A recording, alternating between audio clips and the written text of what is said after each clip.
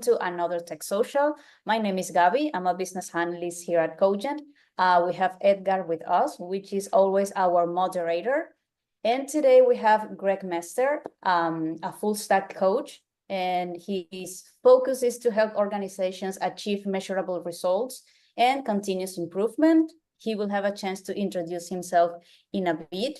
And today's topic is the art of delivering IT product masterclass for C-level and delivery managers. So I hope you all enjoy this session. If you have any questions, you can leave them on the chat or you can raise your hand. We will take your questions. And yeah, thanks again for being here. Edgar, over to you if you have anything. Thank you, Gabi.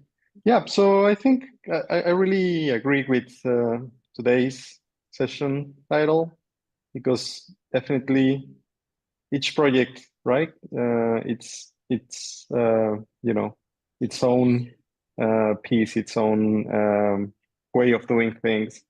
All of that is there. So it's really, personally, I find it as an art that it's hard to master for sure, but most probably once that you are there, right? You can execute tons of different projects in a very successful manner. And that's why today we want to hear from Greg and his experience about how we can get better at managing projects, and at the same time hear from his experience. I think he has tons of highlights and things to share with us. So Greg, once again, thank you for being here with us today, and over to you. Thanks for inviting me. This is an honor to be on your show and talk about delivering IT products.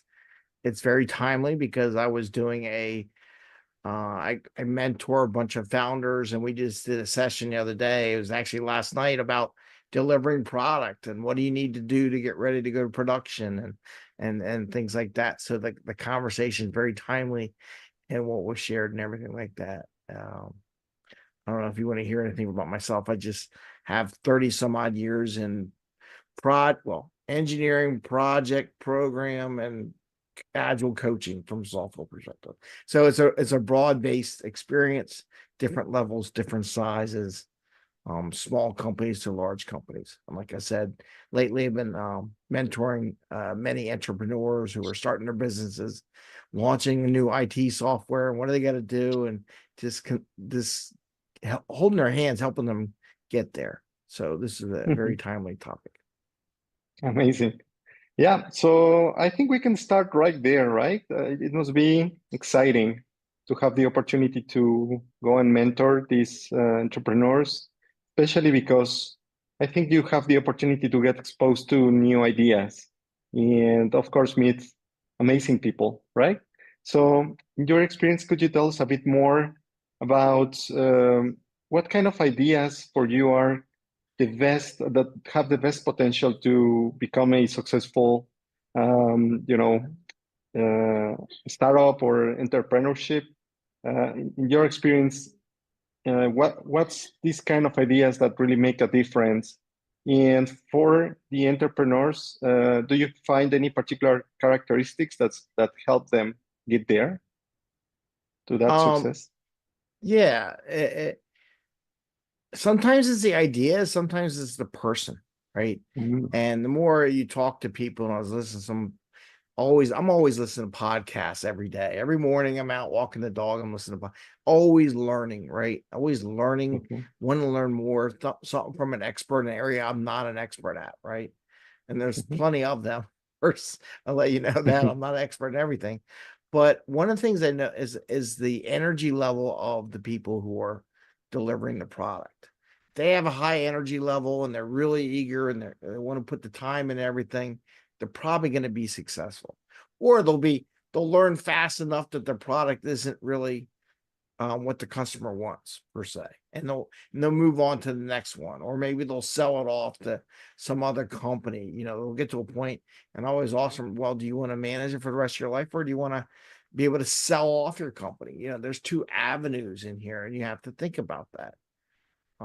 But that's the big thing with these new products, new delivery. And I can get it as we talk. I'll get into some of the stumbling blocks and the blockers that are in people's minds about delivering product.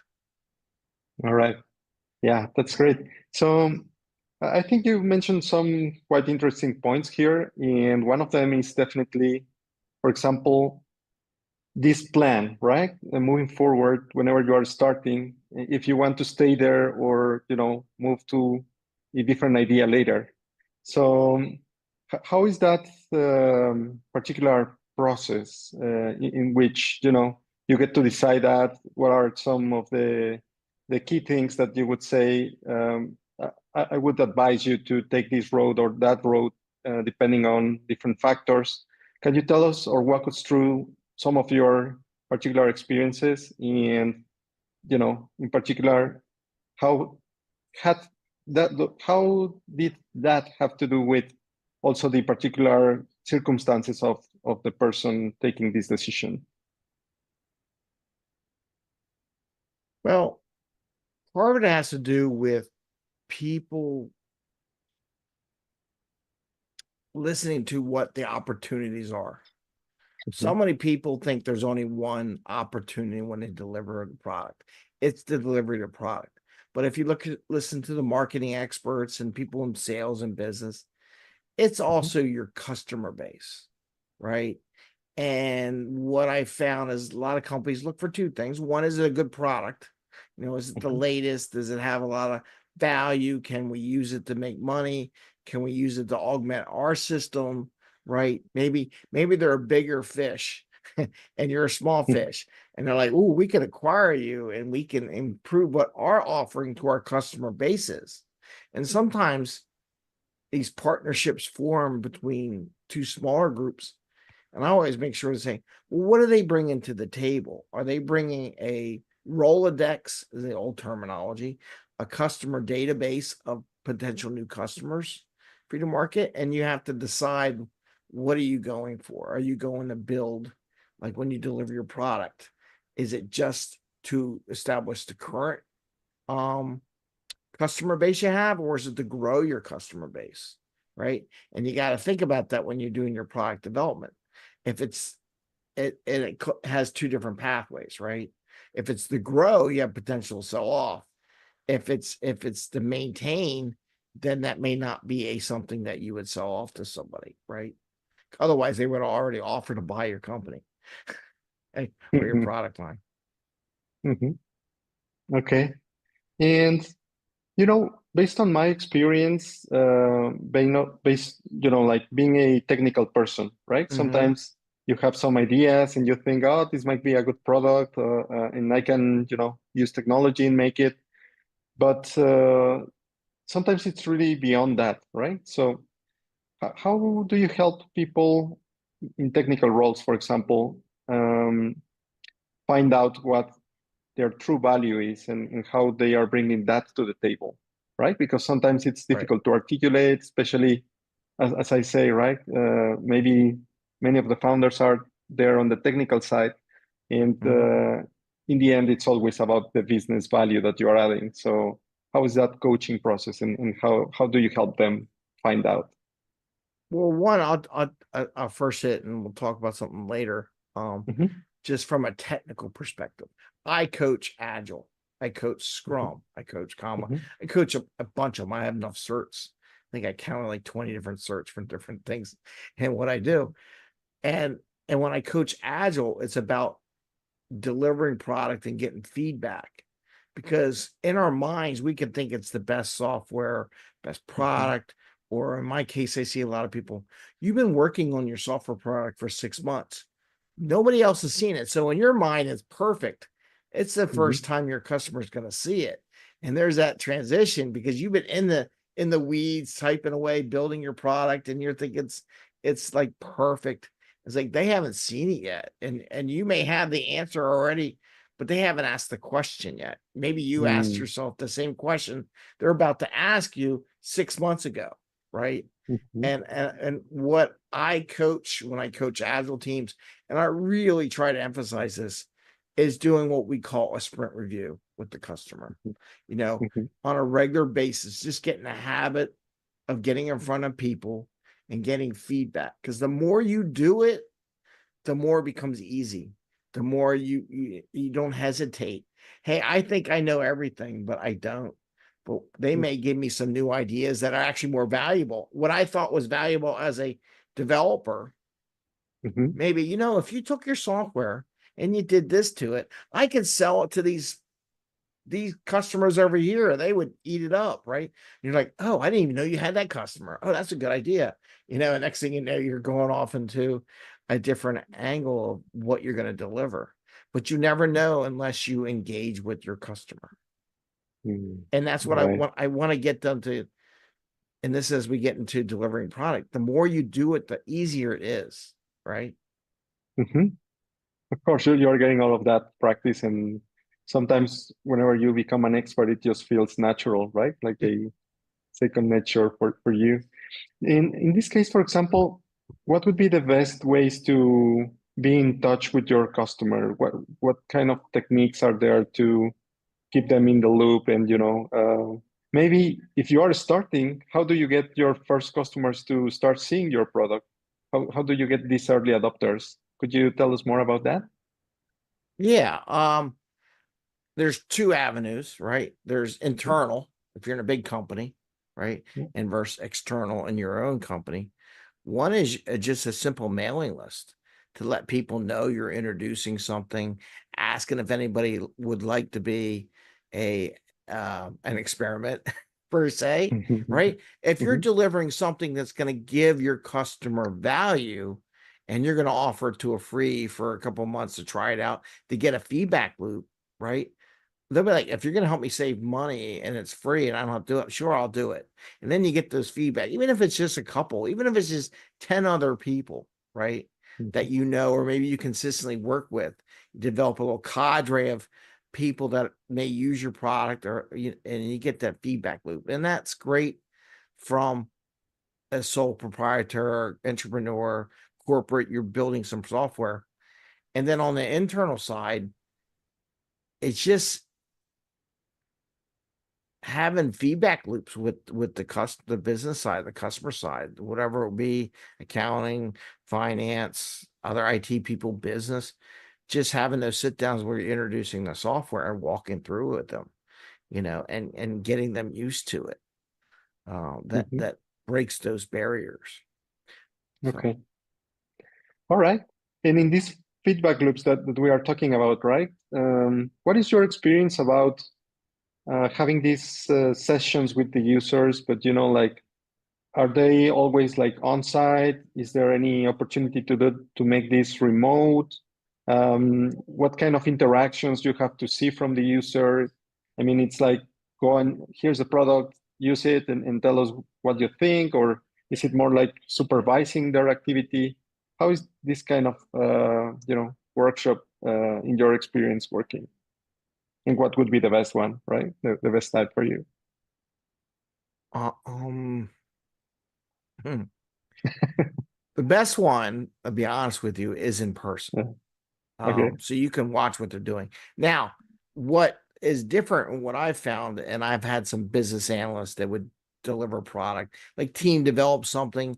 And I suggested one time to this one business developer, I said, do me a favor, rather than you demonstrate the software yourself, hand the keys to the car to your customer, let them do it. She came back to me and said, Greg, it was amazing. I got more feedback by not doing the demo myself and letting the customer do the demo and operate the software we just created.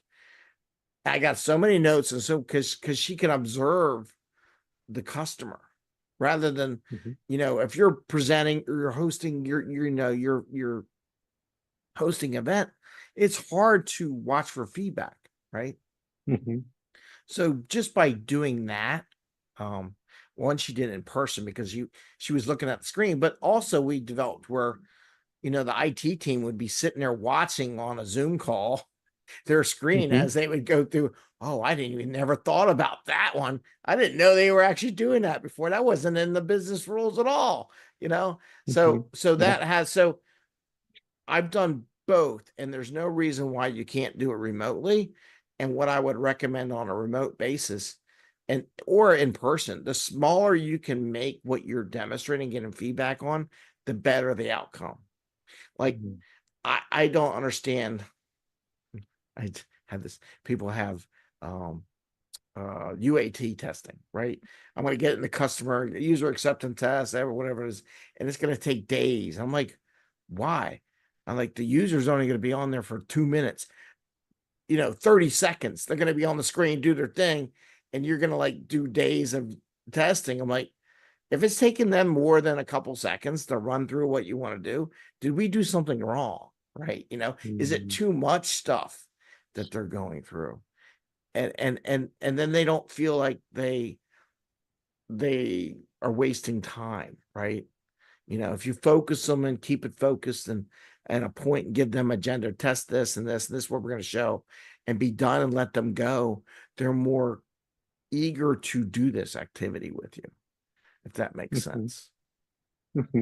Yeah, definitely that makes sense. And by the time you were talking about it, right, I was feeling it. Like I would really feel more compelled, right, to participate if I'm really having that feeling of control. Like, yeah, I can go and do my thing and see if this works for me or not, right? Yeah. So that And makes it's a lot of okay. sense. You know what? As they say, the biggest people in the agile business say, you're not going to figure everything out. There's always going to be a bug. There's always something. Well, if they're using it, you're quickly going to find it. I mean, we built some software when I was working DoD. Turned out if they hit a key and hit the joystick, it shut down the computer. And we're like, what did you do? We never thought of that scenario whatsoever. And they're trying to troubleshoot. What did you do? What was the combination? It wasn't part of the code, And sometimes they just do stuff and you're like, oh wow, I didn't know that's how you use the software, right? Yeah. Sometimes that's not captured in those requirements. So the sooner you get it in their hands, the sooner you expand the requirement potential use case, right? Definitely. Yeah, so I have some more questions based on this particular part of our conversation, right? One is, for example, I've read the other day in one book called The Mom Test, that when you are talking to the user and you are kind of asking for particular features, like in the sense of, would you like this in your software, or would you like that feature? Would that be useful for you? You are kind of conducting them, right? For them to just say yes, and then you got the answer to what you were looking for, right? But that doesn't necessarily mean that because they agreed, then they would actually use the feature, right? It's more like they are being polite or some other kind of reason. So how do you uncover the actual needs of the users, and what would be the best way to communicate with them so you really get that understanding on what they actually need and what they would be actually willing to pay for, right? Yeah. Well, one, starting in the beginning, I had system engineers that would document what people were doing. And I always made sure they documented the as is process now, unless it was revolution. It's like, what are they doing now? And by that, have a little idea of what they're doing, how we can make their jobs better. And that was key to doing that. But as you said, it goes back to using the software themselves, right? And I had, in that case, I had a product owner at one company, big company. They approved all the stories and all the software and then they got used and people didn't like it, right? And like the developers were like, why isn't they liking it? Turned out the product owner never actually used the software. Product owner themselves never went, and it turned out they didn't have access to it. I'm like, what are you doing? So they think they got covered, but they didn't witness as a team the person actually using the software. So yeah, they got yeses, but because they didn't take the extra step and say, okay, well, here on demo day, use it. We want to see you use it to do your job. I mean, you'll quickly see they're frustrated or it's not working right. It's not doing what they want, you know, and things like that. I mean, that'll be clearly apparent really fast, right? That makes a lot of sense. So you mentioned one phrase that I love, and that is how to make their jobs better, right? So what do you think are the best ways to help people get to make their jobs better? In your experience, what has worked the best? Of course, I know there are like different fields, different ways of doing things, etc. But in the end, could you identify any particular, techniques maybe that actually make this process and their work better? What would be the best success case that you can remember?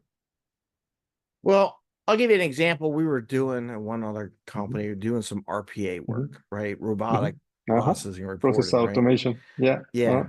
And they came up with this and they wanted, everything to be perfect. And they did it and they were like, I want to say 40% there. And it was for manual paper, like thousands and thousands of these documents every month. And it's just a lot of work. And they were disappointed because they were only at 40% there. I said, you just freed up 40% of their time. Take it as a win, right? Can you imagine your workforce? You had a team of 10 people and you freed up 40% of their time to go do other things, that make new sales, that come up with new angles, new points of revenue, whatever, new fun projects, whatever they wanted to do. It's like sometimes you just go with it. Okay, well, it was good. That's a win, and that's kind of what I tried to espouse with my teams. Is like, you did good. You improved a little bit, and they may not answer everything now, but for now, you save 10% here. We'll save another 10%, another 10. And as you go, and think about it, they didn't have to hire any more people. Oh, we can't hire any more people. Okay, well, let me save you 50% of your time. So now your 10 people are now like 20 people, right, to do work. So that's one of the things I try to get the teams to think about too, breaking down that delivery into smaller pieces that can add value. Yes, you want to do this whole thing and make it all better, but what can I do now, right? And what can I deliver now? I mean, one other story is working with the Navy department. We built this little tag, talking to a Navy captain in charge of, or actually, it was commander at the time. I go, we were misplacing, or didn't know where they were right aircraft engines. So $1 million engines, $2 million engines. Couldn't find them. And we developed a little software, hardware combination in 6 months and came up with a solution. And I'm watching them, and I said, he has a whiteboard up on the wall. I said, I can see in the wall the engines marked out where they were around the base. I go, how often do you update this? What if I could tell you once a day where your stuff is, right? He's like, oh, that would be amazing. That would make my job so just once a day. And I had engineers that had a software problem and a hardware problem. The battery wasn't lasting. We wanted the battery to last 5 years. We want to stick it on these things and track them for 5 years. And I go, well, how often are you interrogating the device? Oh, we're doing it like every 30 seconds. Well, how about if I said, you just do it every 30 minutes? Oh, we're fine.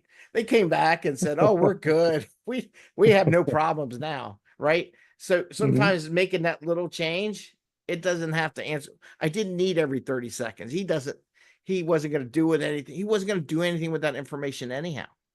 Right? What's the cycle the customer needs on that information, right? So from a software hardware perspective, sometimes understanding how the customer is going to do it, that one little change, it goes from chalkboard on a wall, it never really had tracking of his aircraft engines, to a digital report. Here's where they are. They're over here, and gave the location and everything, So just little things like that. That makes perfect sense, right? To their particular requirement. And I think the solution was brilliant.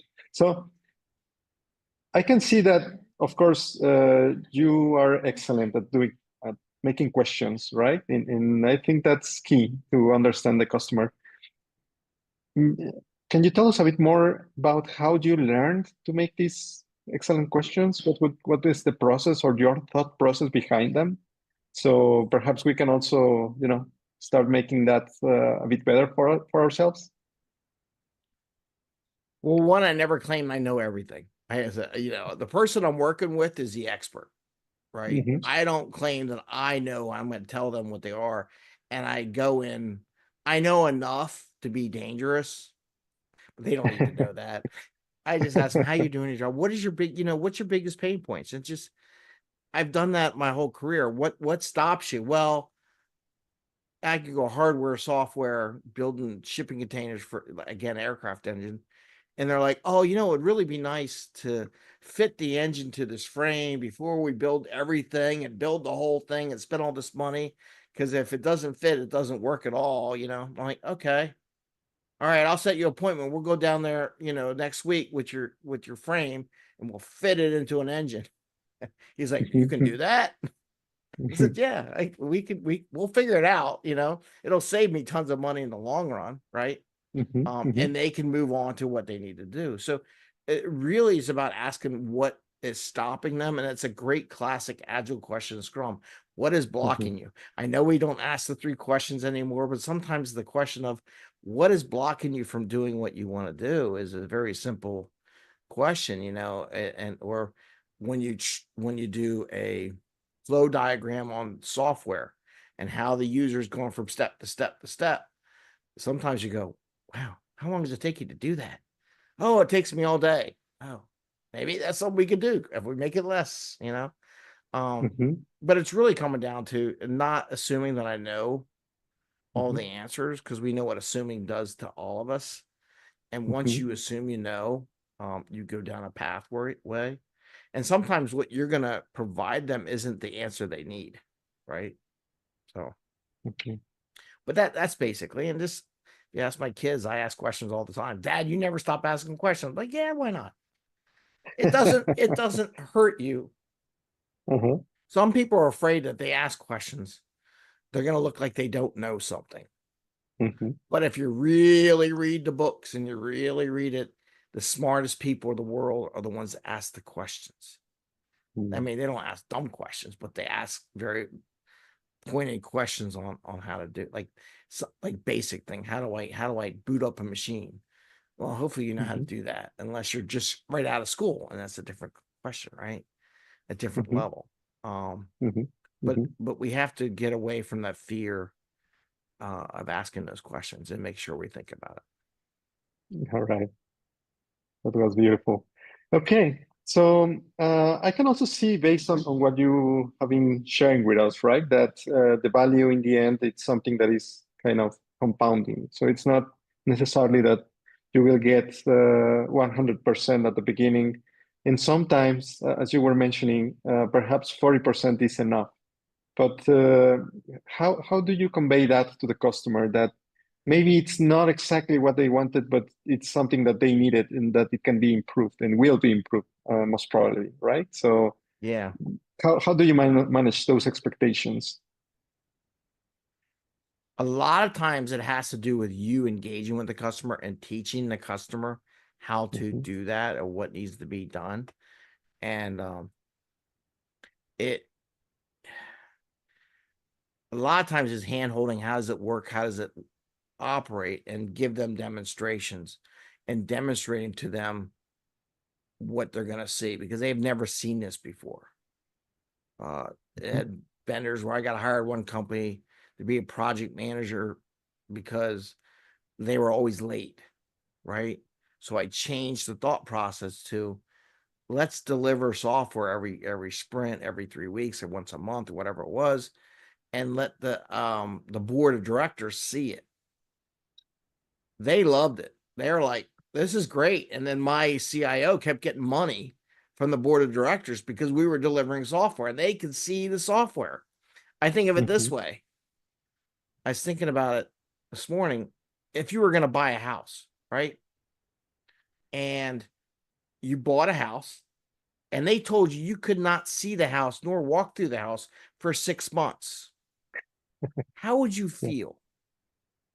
Anxious for sure, right? Right? Or, you know. So we do software stuff, and I heard a gentleman last night talk about something they were providing to a customer. I'm like, put in your proposal weekly reviews of progress of what the actual software is coming out. And I was thinking in my head, that's what I would have proposed. Because if you're the customer, you can say, I can't see your software for 6 months. Are they going to buy your software? Are you going to buy that house? You can't see nothing. No feedback loops. Can't walk it. Can't see where the bathroom is. Can't see the layout. You know, none of that's going to be available to you. You know, those are the kind of things where that's going to show up, right? Right. I mean, Right. so that's kind of like, I hear it every day. I heard it, like I said, I heard it last night that a person is doing really good at this stuff. I'm like, if I'm going to be a customer, am I going to want to hear I'm not going to see something for 6 months? Put in that proposal. We're going to show you as you go, and they're going to have a rough time at first.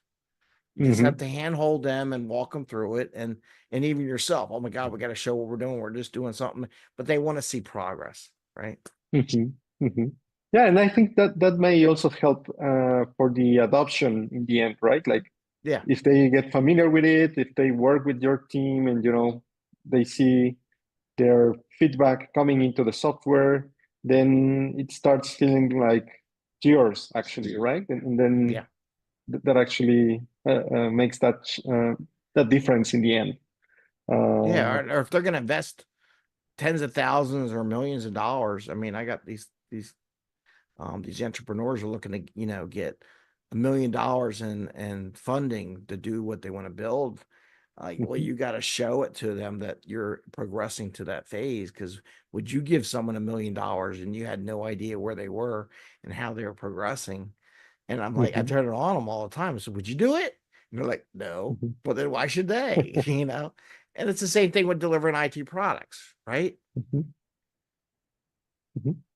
If you say it's going to be 2 years before they can use it, we can't live in that world anymore. That world does not exist. When you look at corporate returns, and you know, I got the financial management background, I have my own company, quarterly, right? If you're not producing something and showing value on a quarterly basis, they ain't gonna fund you. They, you know, then that mentality is quick returns and return on investment. Even if it's in process, at least it knows it's working, right? But those are the kind of things that we as developers and as CIOs and delivering IT products to C-suite is we got to think about that. What does the customer want? Is it going to be 2 years out? Can we break it down into smaller things? You know, yes, we want to sell all this, and this is going to bring us all this revenue. How about if we just do this one first, and then we'll do another one, and then we keep building on the revenue, like you said, grow it, right? Okay. So I've been hearing feedback about feedback loops, you know, for a number of times now. And can we dive a little bit there and understand how is it that you get feedback from the users? And more importantly, once that you have the feedback, how do you decide what to include, and you know how to prioritize this feedback? Because in a particular sprint, you get certain time, right? In Yep. limited, not limited, but you know, finite resources. So you really need to decide at some point. So can you tell us more about that? Yeah. So there's a couple points. One, and this is the one I see where a lot of places make the mistake. They get all this items, and this is the beauty of Scrum. And some people go, oh, you like Scrum and this. Want to have a list, a prioritized list, and you say back, you figure out what you can do. You reach back to the customer. Sure, here's a couple of things we're going to try to get in this sprint, and then these are we're going to try to do the next sprint, and give them a plan. Right? Don't leave it up so they think they're going to get everything. It's like the best offense or best defense, a good offense. Mhm. right? So if you leave it to their mind, they're going to envision they're going to get everything, Mhm. but they can't, right? One, we don't have enough people on the team, enough reason. This is not going to happen. Plus, we still got to finish all the other stuff we're working on, right? So getting a feedback back to them, get them to participate in the prioritization ranking. Mhm. You know, what do you think will really bring value to you or your customer? Would it increase your sales? You know, would you sell a couple more widgets, right, Mhm. to the customers? You ask those kind of questions. Sometimes they don't think about it that way. Mhm. Okay, that makes a lot of sense. And another factor that I believe is, critical and sometimes gets lost at some point in the translation, let's say, is how to calculate the actual value that you are bringing to the customer, right? So for you, what would be some of the key KPIs that you need to keep track of and, report to the customer, and perhaps any particular metrics that they have that you consider should be included in Right. projects uh, to realize that value that you are providing? So please tell us more about that. So it is a tricky thing to do, right? Mm-hmm. When I work in big companies, they would be like, how many hours? Like for the government stuff, a lot of Mm-hmm. cost plus. Here's my cost. Here's what I invested. Here's my Mm-hmm. hours I wrote code. But in the real world, there's no value until the actual product's in the customer's hands and they buy it. Okay. I just want to be honest with you. And you got to set that expectation, especially from a C-suite perspective.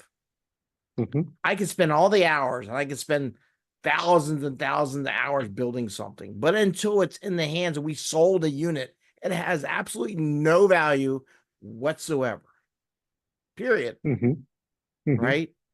All you're doing is giving a metric to, are you on track to providing value, to providing a product for someone to buy or someone to use, and how quickly you get that there. So it could be time to get certain things done, reviews, how often we do it, getting work done. But if they just do code, but they never tested the code and never made sure it works in production, it still has no value, right? Mm-hmm. And people think, Mm-hmm. oh, I'm a developer, I developed code, I'm going to hand it off to a tester, and the tester's going to do something, and then the production person's going to do it. By the time you know it, 6 months later, for 6 months, your company spent millions of dollars and nothing has came back, Mm-hmm. you Mm-hmm. know. And think of your, like, you buy stocks, you buy a stock, do you want it returned every month? You want a little dividend, right? Mm-hmm. It's the same principle. Think about how you are when you buy stuff, and you got to think of it that way. So when you pick your metrics, you look at stuff, something they get in their hand or a piece they actually try, that they say, yes, this has value. And then maybe it's up to them to release it. But however, they tell you, yes, it has value. So everything that's done, the number of times they get accepted, maybe some feedback loops, maybe even creation of potential other value that was not tracked. Are they coming up with new uses of the software? And we don't track that enough where, I could sell it to this, right? That has a metric value to it that wasn't Mm-hmm. planned or wasn't the one thought of. But that is the key of it's, there is no tracking value until you actually deliver and sell the product. Mm-hmm. And until we Mm-hmm. admit that, we're kidding ourselves from a Mm-hmm. C-suite perspective, right? So you Mm-hmm. got to say, I need to have some return. You can't hold the wolves back.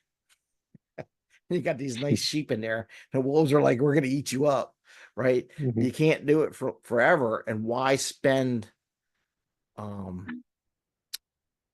spend safety level or whatever you gained by holding people off for that long? Find ways to get it in their hands. The more stuff that gets in the hands, I would track that metric, Mm-hmm. just Mm-hmm. the number of features get delivered. I went to one company. They put me in charge of looking at all their stuff they're delivering. And I said to him, I said, you do realize you have like 20% of your features in a 90% done capability. Well, just finish them. You'll get revenue on those 20%. Get them off the plate. You keep bringing all this new stuff, but you spent 90% investment in this. It may work, it may not, but get it out, right? Or just don't even worry about it anymore. Don't even try. It's gone. The money is spent. It's sunk costs. It's gone, and you have to eat that money. You know. So that's one of the things to think about as far as that goes. Okay, so in this case, you know, to get these products in the hands of the customers as fast as possible, right? How valuable is it to run MVPs, for example, or even a proof of concept at the beginning of the projects? And could we say that they are getting that value from this MVP, for example? Yeah, I totally believe in the MVP process, you know, getting something, but also making it not just that'll generate that revenue. I had an entrepreneur invented a really nice product, and he was showing me what he was doing. And I'm like, I know you want to go here someday, and you want all this capability, AI, everything's in there, everything's, you know. I said, but don't you have a good product now? Like what you have established, you haven't put the AI in it yet. You haven't done this. And he's just starting their new company. And I'm like, why don't you release that as a product? And they're like, what do you mean? Just put that out as a product, build up a customer base, get some feedback, see if they're buying it, ask them if they want to be part of an experiment. You know, maybe your next release will involve the AI add-on as, hey, we're giving you more value. We're even adding AI. We're not charging any money, right? But you already have established a customer base and started that way. If you wait until it's all done, they're off. Someone else might come in and grab those customers. They don't even know you exist. And then you got to go from scratch. At least you got a couple customers, and then you can get some word of mouth like, oh, this was really good. They really catered to me. They gave me extra value just by this new release that they put in MVP 2, right? To establish that, because at the point they have no customer base, no samples, no nothing. I'm like, I'm looking at the price. You have a product right now. I said, it works now, doesn't it? Well, yeah. Well, then release it. Make it MVP 1. Don't wait until you get all the other stuff done, because you have no revenue coming. I'm like, you have no revenue coming in right now. You know, or even if the revenue is not revenue, but is potential future customers to buy the full suite of product you want to offer. You know, you start that feed loop. They're not cold calls anymore. They're warm calls. You ever hear marketing? You got the cold calls. Who loves making those calls, make those sales calls? But they know you know what you want. They now become warm potential customers for that big picture show that you're going to give maybe an MVP 3 or something, right? And then you can charge them the $100 a month per user, or whatever you want to charge your rate at, right? And that is something that they don't see. That they're like, oh, I got to do everything. No, just what value? Look at what you're doing, and and sometimes they don't ask the question, can this bring value to my customer? You know, can this get us started? You know, they look at like social media, LinkedIn, and I got all these thousands. Well, you're not going to market to all those thousands of people. You know, even LinkedIn and all these other programs, and it takes a while to get to those numbers until you hit critical mass, right? You're just fizzling right now. You're not even at critical mass yet, to where they envision, oh, we're going to shoot up to 300,000 customers in 3 years. You got nothing right now. Right. So that's what I think of MVP that way. Yeah. Gabby. Yes. Since you mentioned AI, I always want to ask, since there is like a huge boom around that, how do you think AI can be integrated into IT product delivery to, for example, enhance efficiency or productivity? Have you seen it being integrated already?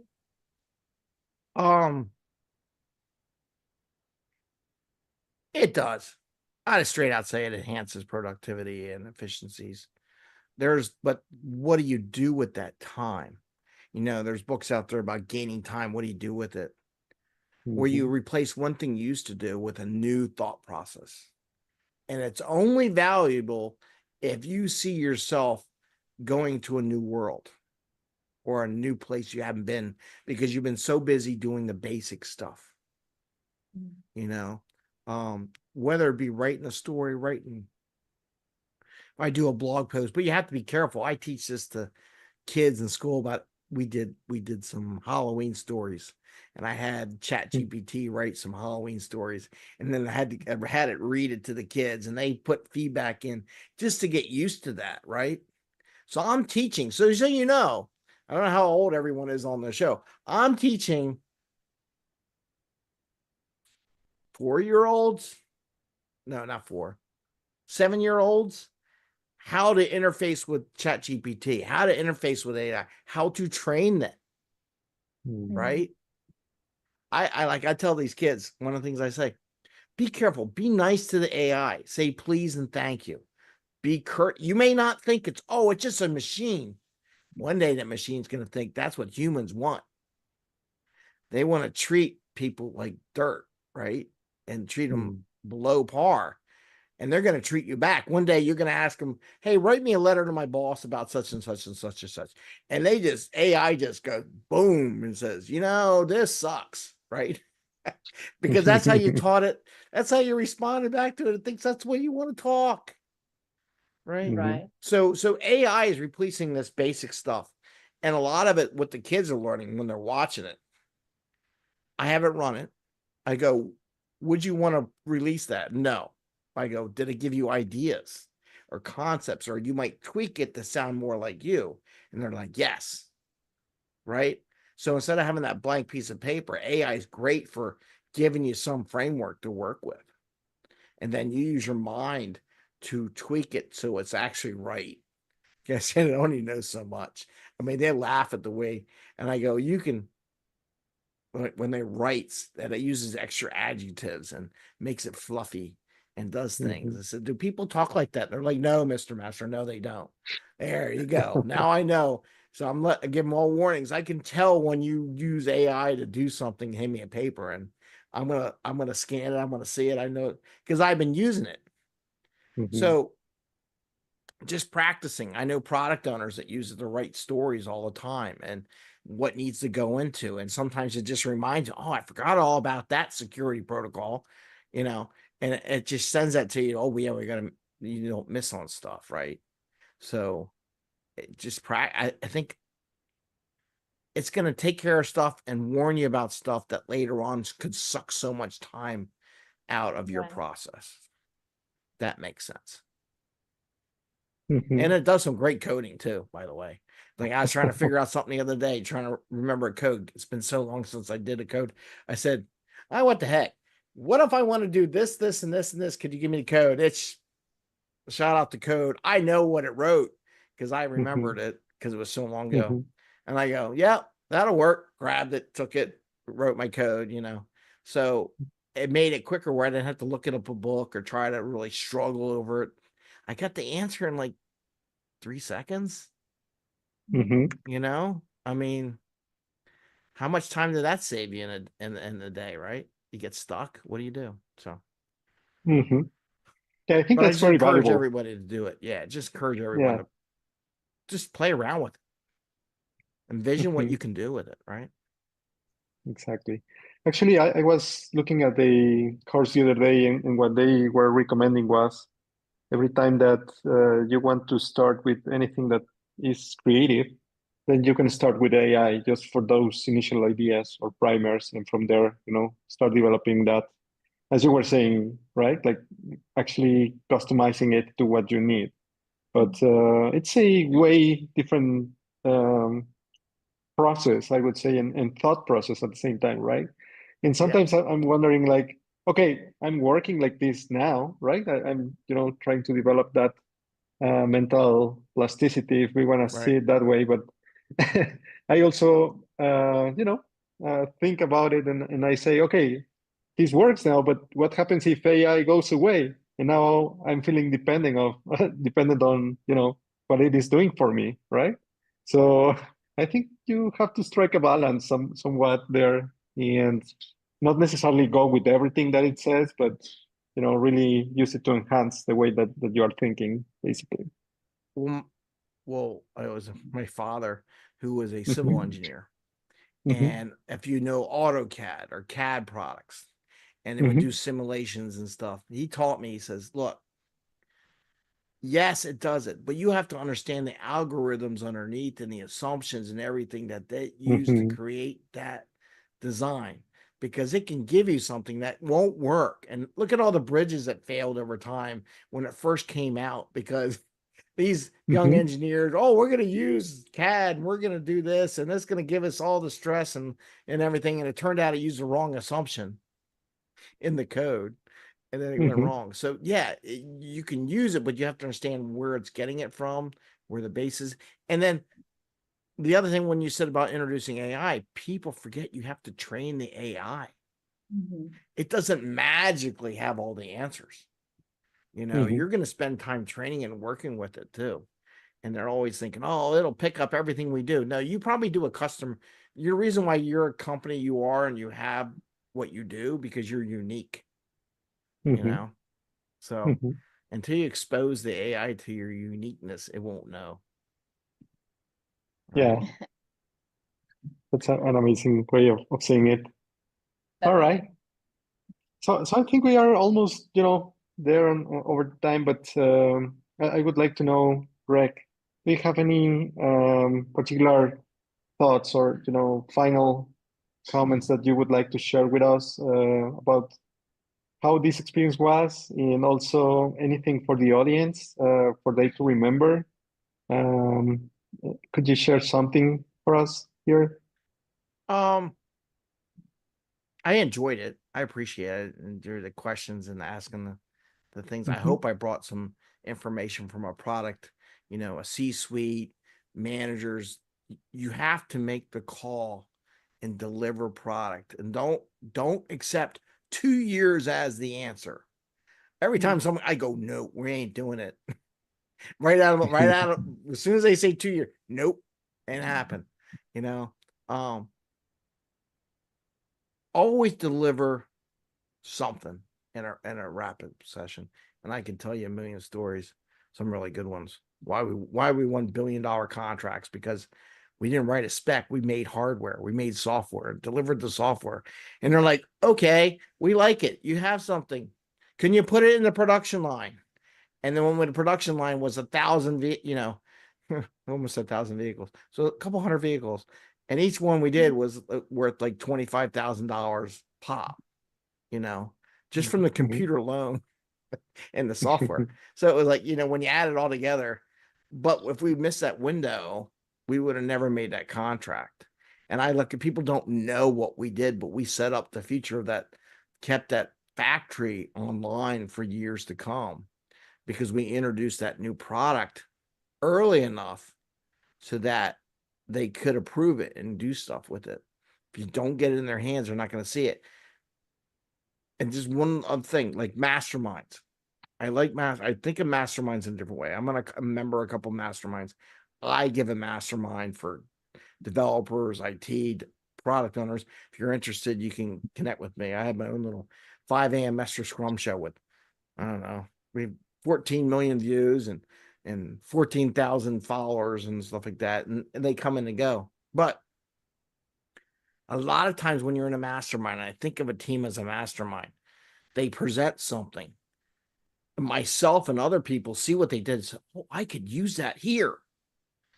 And you may only invite the one person, the one customer that you made this for, but invite their peers, let them see what you're building, because they might find 10 different other places they can use your software. Mm. So you invested that little bit of value, right? And you think the one person won, but then these other 3 units of your corporation or what you could do is say, I can use that too. If we can tweak that, I can use it here. You just 10x'd what you did, the value return, right? Instantaneously. Did add it, maybe you add a little bit more work, but by doing that mastermind of people in the room, they triggers in their mind thoughts that they never thought of. So you may think it has nothing, you may think it's a marketing thing, or it's a finance thing, or sales or customer operations or whatever, but it's, they don't know you can do what you do until they see it. You know, turn that into your marketing plan for more work. Because, you know, the worst problem to have is more work than can be finished, right? You know, Right. you really complain when you don't have any work and you go, oh God, do I gotta move my resume? You know, so you want those avenues out there, right? So All right. Perfect. All right. Thank you so much. Yeah. Yeah. Thank you, Greg. We really appreciate it that you came thank you. here and shared all of this with us today. It was I hope an it helps amazing some people. session. Yeah. You know, Definitely, I mean, it did. if they get stuck, just, you know, have them knock on my door. Like I said, after the event, they want to reach out to me. I'm on LinkedIn. You know, I got 14,000 connections. You know, there's ways, and I got a Slack channel, and you can connect with me. If you get stuck, what do I do? Sometimes you just have someone to talk about what you're doing, and then you go, "Oh, I didn't think about that. It's okay. Release the code." All right. Yeah. Okay. Thank you so much, Greg. It's been a Well, pleasure having you today. Thank you for joining us. Thank you, Ed, for leading this very insightful conversation as always.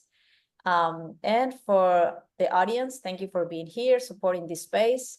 We do it for you, as you know, so thank you very much. Greg, we'll keep in touch. Thank you again. okay. If you ever need me for anything else, just reach out. I enjoy it. Definitely. Thank you.